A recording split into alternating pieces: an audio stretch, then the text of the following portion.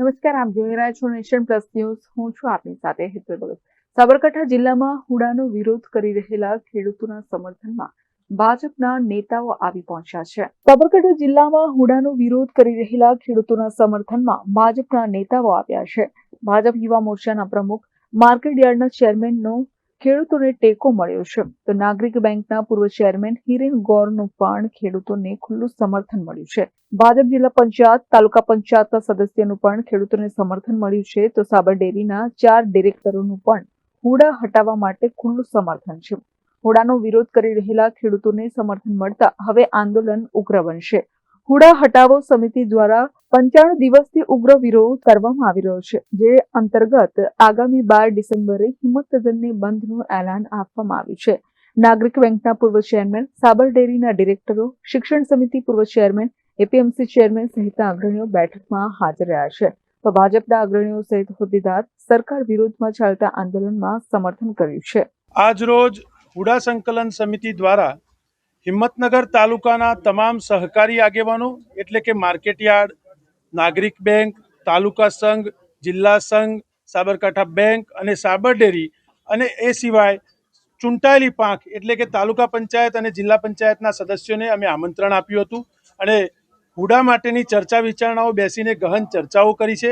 અંતે આ તમામ આગેવાનો કે જે અમારા પણ આગેવાન છે અને અમને ખાતરી આપી છે કે અમે તમારી સાથે ઊભા છીએ અને તમારો જે પણ મુદ્દો છે એ મુદ્દાનું સમાધાન લાવવા માટે જે કક્ષાએ રજૂઆતની જરૂરિયાત પડશે ત્યાં સાથે રાખીને રજૂઆત કરવામાં આવશે અને ખેડૂતોનો જે પ્રશ્ન છે એનું સારું નિરાકરણ આવે અને એના માટે એ લોકોએ અમને ખાતરી આપી છે. એ બદલ અમે હુડા સંકલન સમિતિ દ્વારા આભાર પણ માનીએ છીએ અને ભવિષ્યના દિવસોમાં એ લોકો ધારાસભ્યશ્રી સાથે અમારી બેઠક પણ કરાવવાના છે ને એ પણ હાજર રહીને ધારાસભ્યશ્રીને અમારી જે લાગણી છે એને રજૂ કરવાના છે.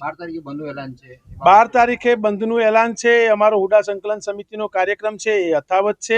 જ્યાં સુધી હુડા રદ ન થાય ત્યાં સુધી અમારા ગાંધી ચિંધ્યા માર્ગે શાંતિપૂર્ણ જે કાર્યક્રમો જાહેર કરેલા છે એ ચાલુ રહેવાના છે. આજે જે હિંમતનગર તાલુકાના 11 ગામનો જે હુડાનો પ્રશ્ન જે ચર્ચાઈ રહ્યો છે એમાં હુડા સંકલન સમિતિ દ્વારા પ્રોતિજ હિંમતનગર અને તલોદ તાલુકાના તમામ સહકારી આગેવાનોને અહીંયા આગળ અમને હાજર રહેવાનું આમંત્રણ આપ્યું હતું. એમાં હિંમતનગર નાગરિક બેંકના તમામ ડિરેક્ટરશ્રીઓ, સાબર ડેરીના ડિરેક્ટરશ્રીઓ, તાલુકા પંચાયત, જિલ્લા પંચાયત સભ્યશ્રીઓ સૌ અમે અહીંયા હાજર હતા અને જે હુડાનો પ્રશ્ન ખેડૂતોના હિતમાં નિર્ણય લેવો અને ખેડૂતોના હિતમાં નિર્ણય માટે જે કંઈ રજૂઆત આ હિંમતનગર તાલુકાના ધારાસભ્ય માન્ય શ્રી વિરેન્દ્રસિંહ ઝાલાજીને જે કંઈ રજૂઆત કરવાની થાય એ રજૂઆત કરવાની અમે ખાતરી આપી છે.